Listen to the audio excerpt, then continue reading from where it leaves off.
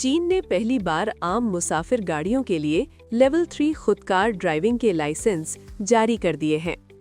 हफ्ते के रोज चीन की जनूब मगरबी चुंगचिंग म्यूनिसिपैलिटी में कायम छांगआन ऑटोमोबाइल को मकामी ट्रैफिक पुलिस की जानिब से इसकी पहली लेवल 3 खुदकार driving license plate YUAD 0001Z जारी की गई।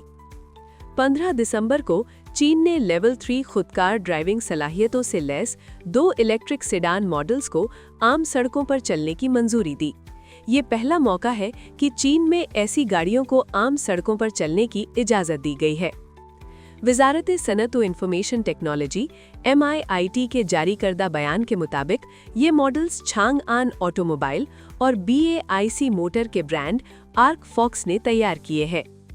छांगआन की गाड़ी ट्रैफिक के रश के दौरान 50 किलोमीटर प्रति घंटा तक की रफ्तार पर एक ही लेन में खुदकार ड्राइविंग की सलाहियत रखती है।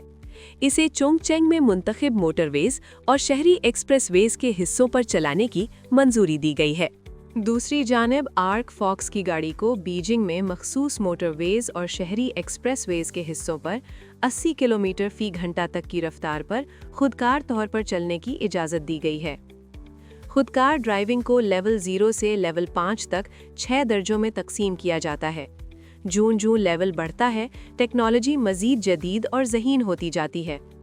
लेवल 3 को मशरूत खुदकार ड्राइविंग कहा जाता है, जिसमें गाड़ी खुदकार तौर पर ड्राइविंग के मुतहर्रिक काम अंजाम दे सकती है, ताहम इंसानी ड्राइवर का मौजूद होना ज़रूरी होता है ताकि ज़रूरत पड़ने पर वो कंट्रोल संभाल सके। हालिया बरसों में चीन खुदकार ड्राइविंग के फ़रोग़ पर भरपूर तवज्जो दे रहा है। सितंबर में चीन ने एक वर्क प्लान जारी किया जिसमें लेवल 3 गाड़ियों की पैदावार के लिए मशरूत मंजूरी के तरीक़ेकार की वजाहत की गई है।